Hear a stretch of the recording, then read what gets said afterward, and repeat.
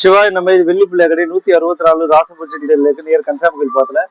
இப்ப நம்ம பார்க்க போறது வந்து காப்பர் காயின். நம்ம ஒரு 2 நாள் மாதிரி குபேர காயினை பத்தி பார்த்தோம். இப்ப நம்ம பார்க்க போறது வந்து காப்பர் காயின்.